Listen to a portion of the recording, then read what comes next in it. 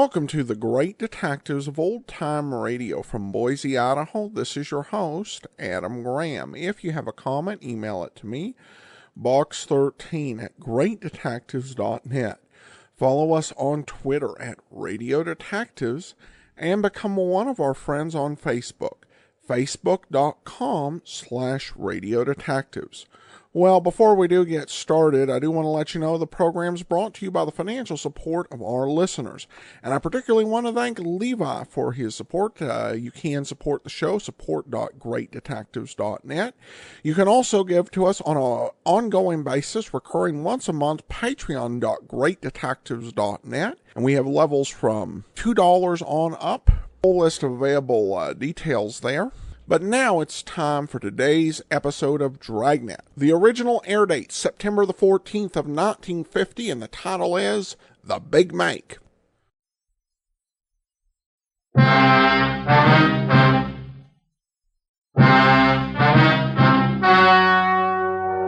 story you are about to hear is true. Only the names have been changed to protect the innocent.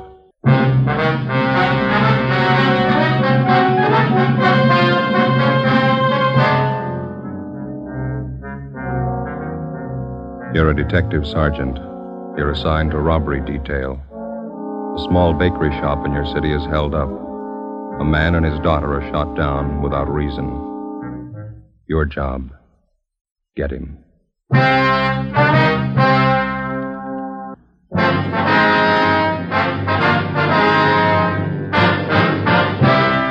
Dragnet, the documented drama of an actual crime.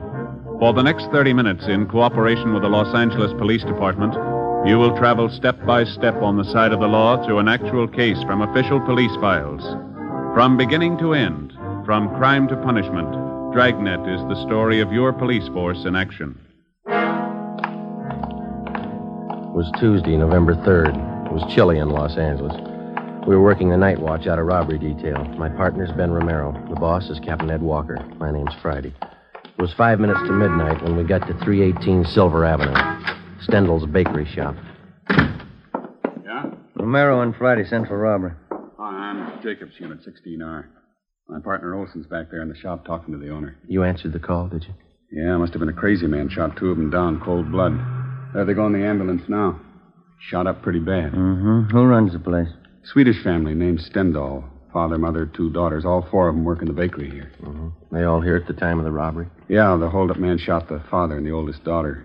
The mother and the younger girl are in the back, straight through that door. Okay. Thanks, Jacob. Right, Sergeant. Joe. On the side of the door here. Looks like a bullet hole. Yeah. Hey, Jacob. Yeah, Sergeant. You want to call into the crime lab, ask them to send somebody out? Right. Thank you. Hi. You Olson? That's right. Romero and Friday sent for robbery. Oh, how are you? These are two of the victims, Mrs. Signey Stendal. The girl's her daughter, name's Jennifer. Any other witnesses? Not so far. Neighborhood around here is pretty deserted this time of night. Hold-up man made a fast getaway. The two people who were shot, what kind of shape are they in? The father, Mr. Stendal, he's got a bullet wound in the right shoulder. Older daughter's a lot worse. Her name's June, 19 years old. Shot 4 or 5 times through the stomach. Mm-hmm. You want to stand by? Right, yeah. Okay. Mrs. Stendal, we're from robbery detail. Ja, how do you do? How do you do? Jenny, var snäll och se ansiktsplats för herrarna. 2 stolar. Yes, Mama. You will excuse me for not getting up, officer. I don't feel so well. That's perfectly all right, ma'am. Chair for you, officer. Well, thank you. I'll get it. Thank you very much. You and your daughter here were in the front of the bakery shop at the time of the robbery. Is that right, Miss Stendal? No. Jenny was back here with her father. That's Lars, my husband. Uni and I were in the shop in front. Oh, who were you with, ma'am? Uni and I. Joe? Mama means June, my older sister. She calls her Junie. Yeah, Yun. Oh, well. You mind telling us what happened? Well, Yun and I was scrubbing the floor of the shop. Every Tuesday night we scrubbed the floor of the shop. Then this man came in and pointed a gun. He wanted our money. About what time did he come in? 11:15, 11:20. I don't remember for certain. He wanted our money, and I gave it to him. How much was that, man? Igen, du vet. Hur mycket pengar var det, förresten? $24. Yeah, $24. Just the paper money. He took it and put it in his pocket. June, my daughter, she started to cry. The man hit her. She cried some more. Then Lars and Jenny came running from the back. Yes, ma'am. The man pointed the gun. He made Lars and me and Jenny stand against that wall. But not June. He took hold of her. Jenny, hur ser du det? Den vägen din mannen, han var där. June... It was getting fresh with her, Mama. The man tried to get fresh with June officers. June hit him. He tried to drag her out the door with... Yeah, June hit him. Hit him good. Then he went like that, threw her against the counter and pushed June down. Crazy man. Crazy look. He kicked her. Mm-hmm. Then Lars, my husband, he ran at the man. He heard the gun loud, and Lars fell down. And I screamed. Yeah, and I screamed. I turned and I saw the man standing over June. He pointed the gun down at her. Yes, ma'am. Crazy look on him. He kept shooting her 4, maybe 5 times. June screamed. She kept screaming. The man ran out the door. It's all right now, Miss Linda. Had either one of you ever seen this man before? No. No, neither did I. Would you know him if you saw him again? Yeah, I think so. I would, officer. I got a good look at him. He was wearing a blue cap like a baseball player wears. Mm-hmm. How'd he get away? Was he on foot or did he have a car? Nobody followed him, but after he left, I heard a car start up down the block, and then it drove away. Do you have anything else to add, Mrs. Stendhal? I hope you catch the man. He's bad. Please catch him. Yes, ma'am. We're going to try. Jenny, var snäll och ge mig nickels ifrån kassan. Yes, Mom.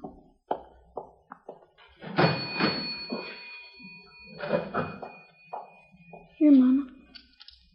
Here, officer. When you find the man, please call me. You keep the nickels. We'll call you.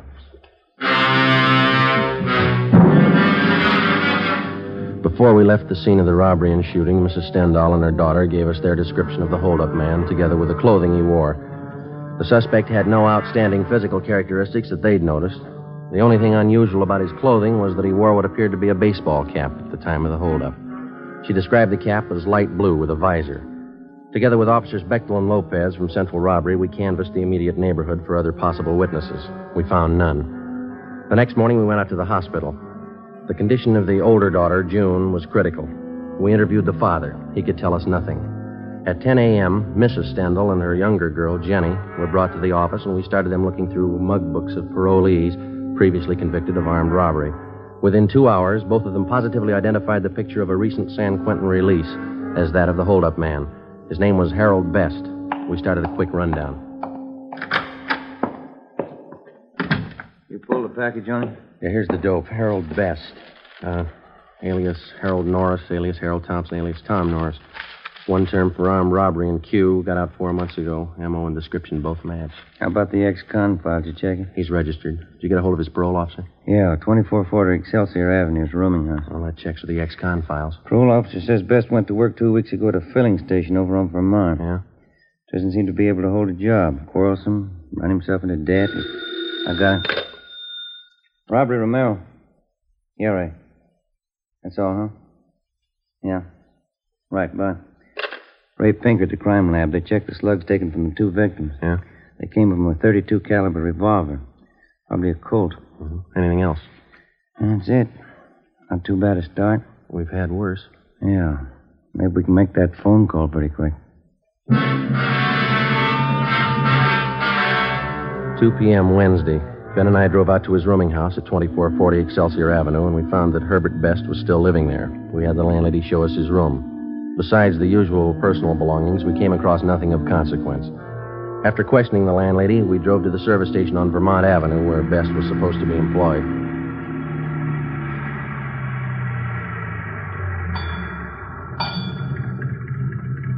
I don't see anyone around.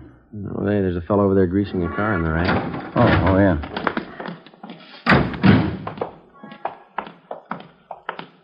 That looks like Best. Mm-hmm. Hey, fella, you. Yeah? Can you tell us if there's a Herbert Best working here? Sure, I'm him. Why? Police officers would like to talk to you. Yeah? What's the matter? Routine investigation. Got a few questions for you. Supposed to have this car greased up a 3:45. What am I supposed to do, please? You're a boss. I'll find him, Joe. You got any heat on you? No. What's it all about? How long's this going to be? Couple of minutes. Won't take more than a grease job. Put this thing in shape. Well, we'll wait for you. How'd you find me? That nosy landlady of mine? No, routine channels.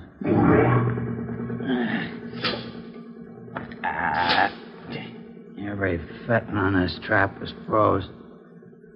Piece of junk. Well, what's it all about?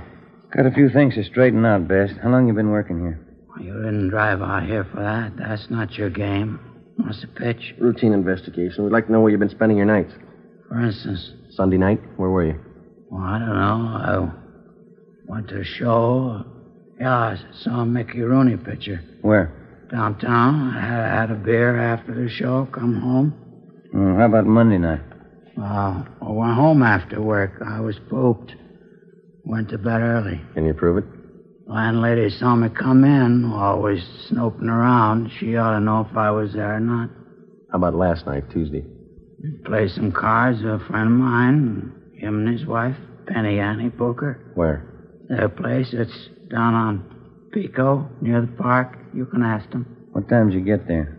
Well, I'm not sure. About, 8 o'clock, I guess. What time did you leave? What's it all about? What time did you leave? Around midnight, yeah. Must have been around midnight. What'd you play with your friend and his wife? Poker. I lost as usual. Took a streetcar home, went to bed. Sure you didn't leave earlier? Of course I'm sure. It was around midnight, I remember. How do you remember? I looked at my watch. Good enough for you? What time did you get home? Well, it takes about a half hour on a trolley. Must have been about 12:30. Did your landlady see you come in? I don't know if she saw me or not. Always snooped around. Probably did. You're not sure? No, of course I'm not sure. She looks for me. I don't look for her. You own a gun, Best? You know better than that, copper. Ex-cons can't have a gun. Your friend and his wife, now they're going to back you up if you were playing cards with them till midnight? Why not? I was. Say, there's a boss looking for me. I better let him know I'm here. Just a minute, Best. Yeah? What's that you got in your back pocket there? Yeah? In your back pocket, the right one there. Oh, this? Yeah. Baseball cap. Why? 4 p.m. Ben and I checked the suspect's locker at the service station and then drove him back to the office to the interrogation room. We continued questioning him. He denied any knowledge of the holdup and shooting at Stendhal's bakery shop the night before. We asked him again about the friends he was supposed to be playing cards with at the time of the robbery. He told us that they lived over on Pico, but he couldn't remember the address. He volunteered to direct us there, but he said they wouldn't be home. He told us their names were Mr. and Mrs. Clyde Mitchell, and that they were in charge of the food concessions at one of the football stadiums in town. Best was held for suspicion of robbery. That night, we drove out and interviewed the landlady at his boarding house. She knew nothing of Best's whereabouts the previous night. She didn't know what time he left or what time he returned.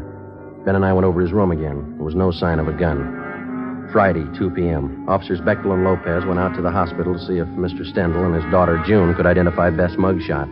Ben and I drove out to the stadium to locate Mr. and Mrs. Clyde Mitchell. There was a high school football game going on. High school kids sure have a lot of fun nowadays. Best years of your life, Joe. You sound like you're 85. Some nights I feel like it. The way those kids turn out for these things, you'd think USC and Notre Dame were playing. You see the number on that gate over there? Yeah, it's 23. Is that the number the gatekeeper gave me? Yeah. Must be the Mitchell stand over there. Come on.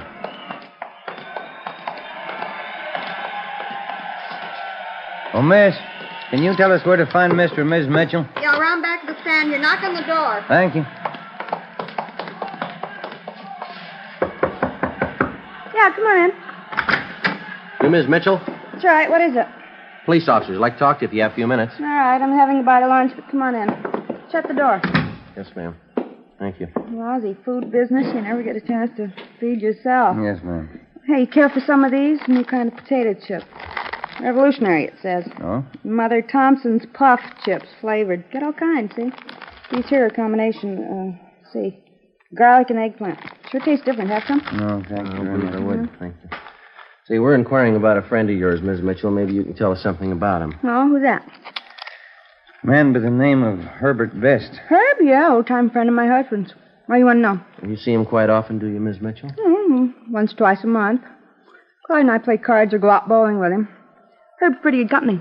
Uh-huh. When's the last time you saw him? Early this week, Tuesday, I think it was. Sure, it was Tuesday. Let's see, yeah. It was. We played cards. Why? At your place? That's right, a little poker. Clyde and Herb and me. What time did Best get to your place, Ms. Mitchell? Right after I finished up with the dinner dishes, around 7:45, I'd say. Mm-hmm. How long did he stay? A couple of hours. We sat around, had a few drinks, played poker, nickel limit. What time did he leave? Do you remember that? A little before 10, I think. I'm sure that, ma'am, is important. Sure as I can be.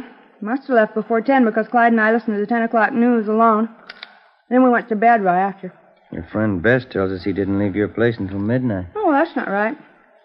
There must be mixed up. He left before 10, I'm sure of that. All right, Ms. Mitchell. Thank you. Say, I hope I haven't said anything I shouldn't have. I know Herb's an ex-con. Yeah, He likes to gamble. You're not checking up on him for Tuesday night, are you? that's right. You playing too much poker? We're not playing enough.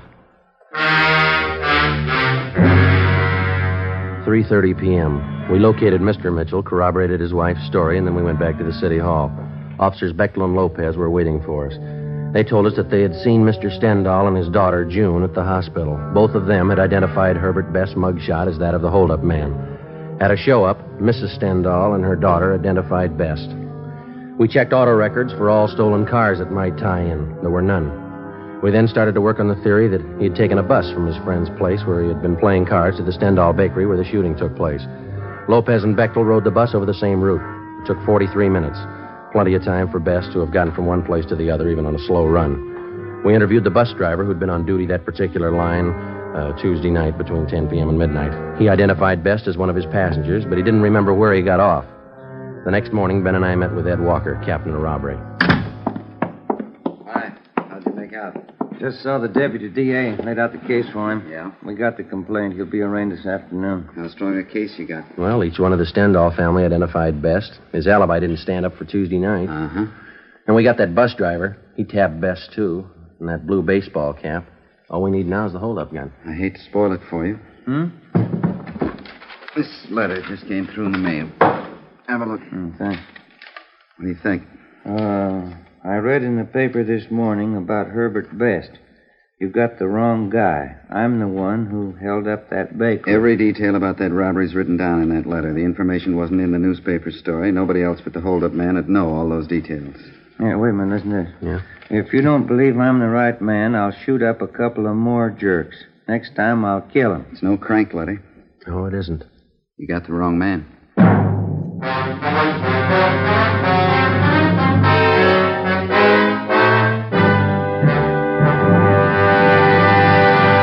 You are listening to Dragnet.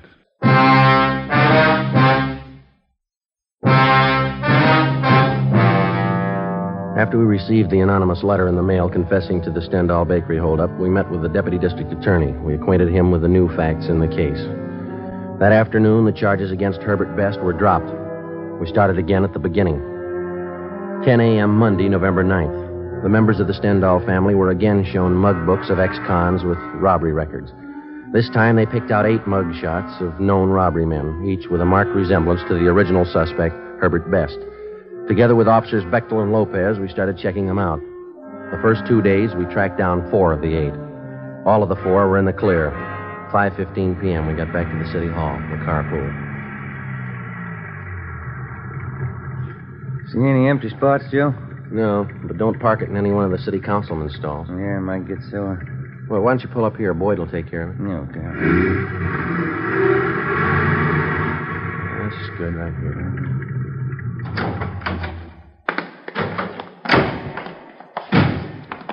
Doggone it, I knew there's something I forgot to do. What's that? Oh, they had an underwear sale today. That place down on South Fig, shorts, T-shirts. Wife told me to be sure and get down there. Well, that'll be another one. That place has sales all the time, don't they? Only twice a year on underwear. Stuff I've got's not going to last till next time. Friday? Ben? Wait a minute. Gene Beck. Yeah. Hi, Beck. Hi. What up? Yeah. How'd you make out? 2 men we checked were clean. We picked up something 77th Street station. Now, go ahead, Ben. Uh-huh. Oh, watch that elevator door, Joe. Yeah, I'm sorry. Well, what's with 77th Street? Oh, a couple of men in traffic out there covered an accident this afternoon. 91st and Central, hit and run. That's so? One of our traffic cars saw the collision, took out after the guy. Chased him 10 blocks. Mm-hmm. While they were chasing him, they thought they saw the driver throw something out of the car window. Yeah, what? I'm coming to that. When they finally pulled the car over, gray coupe, the driver told him his shoulder was wrenched in the accident. He was on his way to his own doctor. Mm-hmm. Our men took him to 77th Street, had the doc there look at him. Yeah. While the doc was treating the guy, only one of the officers was in the room. Mm-hmm. When he turned to get a drink of water, the suspect slugged him, then the doctor. Jumped out of the window, got away. Teletype's out on him. He went to an awful lot of trouble to beat a traffic rap. Yeah, that's the way it impressed the boys out there. They got out of broadcasting the guy, went back to the spot where they thought they saw the guy toss this thing out of his car when they were chasing him. Did it pay off? They found a .32 Colt revolver. Our Russ Camp's checking it now over in the crime lab. What did they say the man looked like? Description measures pretty close to our holdup guy. I'll get it. Robbery Friday. Yeah, just a minute. See you back. Oh, thanks. Yeah. Oh, yeah, Russ. Yeah. Okay, fine, right. Russ Camp checked the .32 revolver with the slugs in the Stendhal case. Yeah. Positive make. The gray coupe, which the unidentified suspect had been driving, had been checked out by traffic officers at 77th Street Division. They had found that the owner and driver of the car was a man named Bruno Stock, a two-time loser with a page full of major and minor crimes to his credit. We checked his mama sheet, and we got out a broadcast on him in an APB. A stakeout had been placed at his last known address. We picked up a sandwich and a cup of coffee for dinner, and then we started checking out Bruno Stock's relatives and friends. By 6 o'clock the following night, we still had no idea where he was. A little after 9 p.m., we got a call from an informant who told us that a Tommy Josephson, a small-time thief and reputedly a friend of Bruno Stock's, wanted to talk to us. We found him in a small apartment over on West 6th. One thing I want to set you straight on. Bruno's no friend of mine. He's in on the heavy rackets. No heavy racket man's a friend of mine. All right, we got it. Now where's Bruno? He came here tonight, 6:15. Moved right in on me. Didn't even ask me. What do you want with you? Now, you remember, Bruno's no friend of mine. Yeah, we got that. Now, what do you want? A gun. He knew I had one. I keep it for self-protection. You can't trust these heavy men. Did you give him the gun? Give it to him. He took it. Shook me down like a rat. Made me go out and buy dinner for him. My own dough. Had to bring it back here from. Yeah. Bruno's no friend of mine. What he does with that gun is his grief. It's out of my hands. When did he leave here? An hour ago, I think. Maybe a little less. Shook me down like a rat. Real heavy guy. Where was Bruno going? I don't know. He's crazy. All them heavy guys are crazy. Talk like somebody with a paper head. Did he tell you where he was going? See a friend of his over in Dogtown. Guy runs a bowling alley. Bruno's going to borrow his car. What for? He's heavy, I tell you. Said he was going out on a heist tonight. Did he ever write you guys a letter? Why? Well, he told me he was going to prove what he wrote to you. Crazy. I didn't get it at all. Yeah? Said he was going out to kill a couple of jerks. 9:30 p.m. We got the address of the bowling alley run by Bruno Stock's friend, and we called the office. An alert for the suspect was broadcast immediately. Together with Gene Bechtel and Lopez, we drove to the bowling alley. Ben and I went in. Bechtel and Lopez covered the outside. It's a good crowd. I wonder where they do business. I don't see any counter. No, neither do I. Oh, yeah. There it is. Way over in the corner. Oh, yeah. There's nobody behind the cash register. How about that fellow in the white T-shirt standing by the cigarette machine? Yeah, looks like he works here. Let's go. Joe, guy with him. Just turned towards Bruno, come on. He sees us. He's going for the back. All right, you, let's hold it up. Come on. He ducked in there to the right, Joe. Down behind the alley. Hold it up, Stock! The window, Joe. Went right through it. Come on. Here. There he is. Get out. Joe? He's in there, Beck. Cover the front. Right. Over the fence, Joe. There he is. All right, give it back. Yeah. Come on.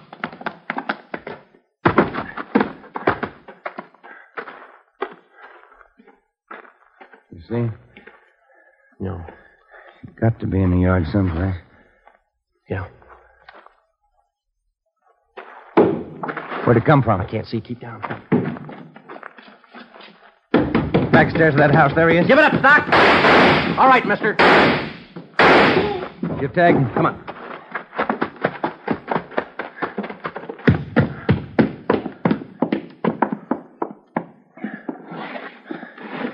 What's it look like? Wait a minute. It's a shoulder wound. You want to shake him down? Yeah. Joe? Ben? You all right? Yeah. Get an ambulance, will you, Beck? Right. I'll throw the cuffs on him, huh? Yeah.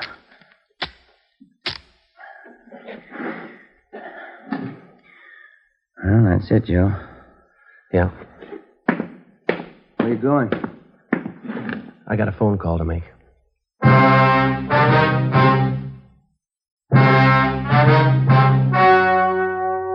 The story you have just heard was true. Only the names were changed to protect the innocent.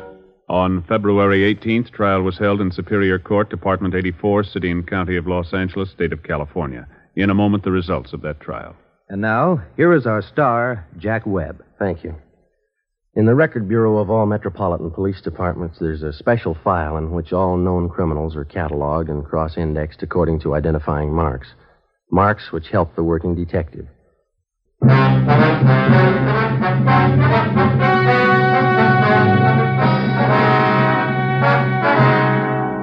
Bruno Alfred Stock was tried and convicted of first-degree robbery and assault with intent to commit murder, 2 counts.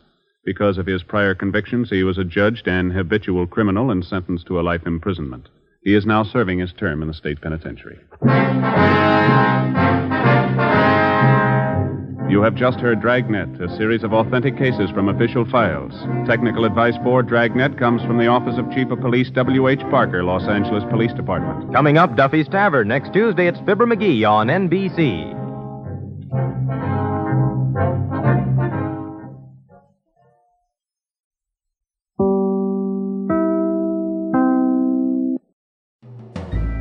This is Andrea J. Graham, author of the Web Surfer series. Oh, and a Madam's Wife. You're listening to the Great Detectives of Old Time Radio.